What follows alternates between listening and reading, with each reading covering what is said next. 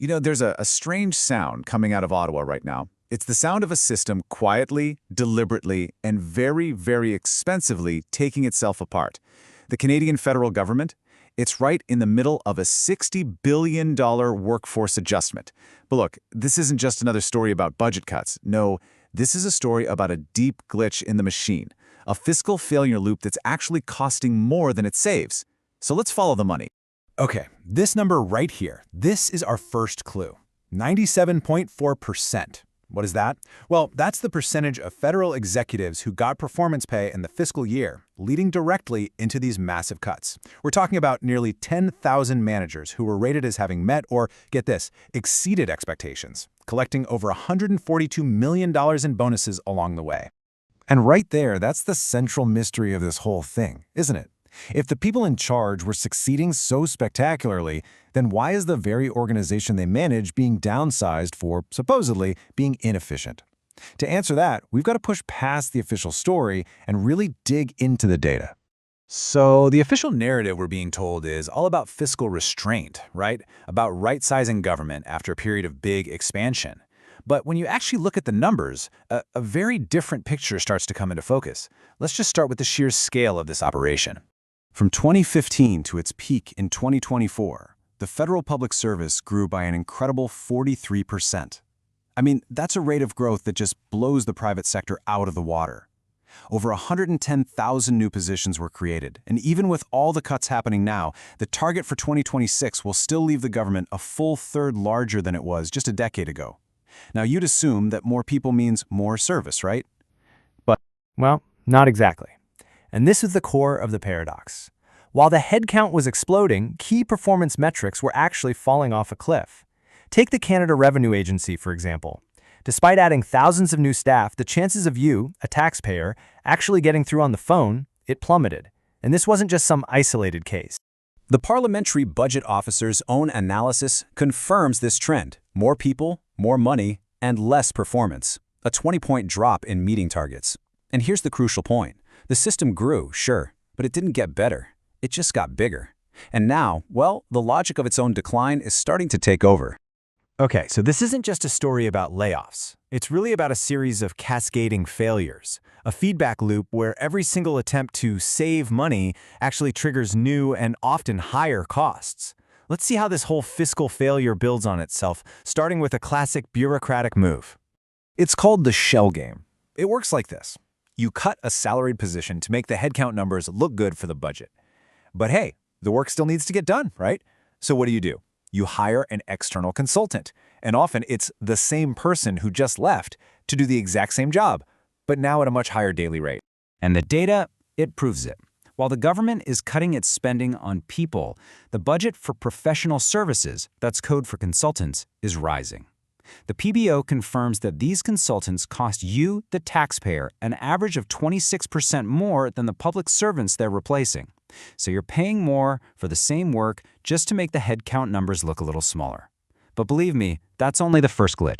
Then we have Phoenix. Yeah, the infamous, totally broken federal pay system. A multi-billion-dollar catastrophe that, even today, has a fundamental flaw. It can't reliably process terminations. Think about that. You can't efficiently lay people off if your own software can't even figure out their final pay. The consequences of this are just staggering. Laid-off workers are waiting over a year, sometimes a year and a half, just to get their severance. The system is so broken that it keeps about 3,200 ghost employees on the books. These are people who have left, but whose files just can't be closed. And, of course, this has triggered an absolute avalanche of legal action against the government for failing to pay its own people.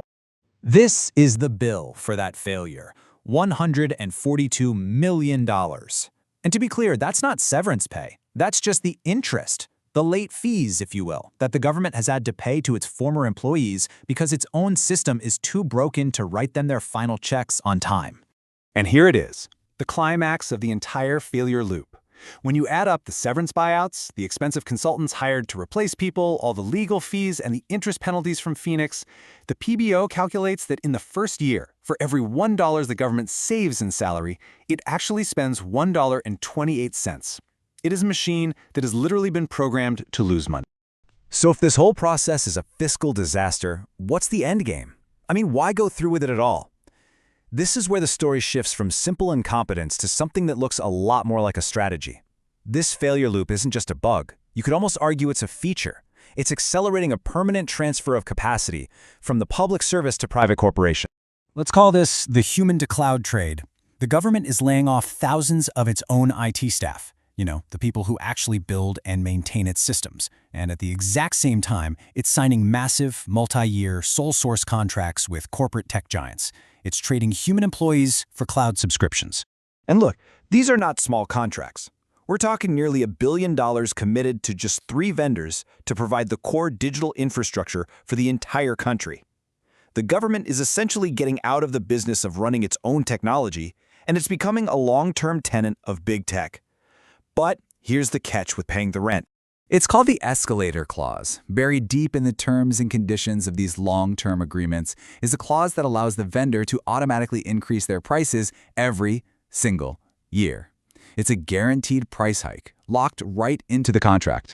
And that guaranteed annual price hike, it averages 11.2%. Think about that.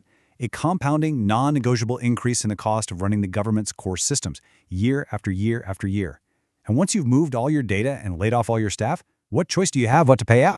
And here is the punchline, once again from the Parliamentary Budget Officer. By 2029, the compounding cost of these cloud contracts will completely erase all the money saved from laying off the IT workers in the first place. The entire exercise becomes a wash, except now the capacity, the knowledge, and the control all sit with the corporation, not with the state. So, we've seen a system that costs more to cut than it does to maintain, one that's actively trading public capacity for corporate dependency. So what's the real takeaway from all of this? Well, the conclusion is pretty clear. The Canadian state is methodically, systematically removing its own ability to function independently. It's deplatforming its human capital, its administrative processes, and its technological infrastructure. And this really summarizes the whole strategic trade they're making, swapping a flexible cost, salaries for public servants, which you can adjust, for an inflexible, legally binding, and compounding corporate liability in the form of subscription contracts that cannot be broken. Which, of course, leaves us with a final and pretty unavoidable question. If the public system itself is caught in this self-defeating loop, if it's fiscally broken and administratively incapable of even managing its own downsizing, what does that mean for your personal strategy? The government is pursuing what it calls a sovereign cloud and AI strategy, trying to build some independence within this new reality.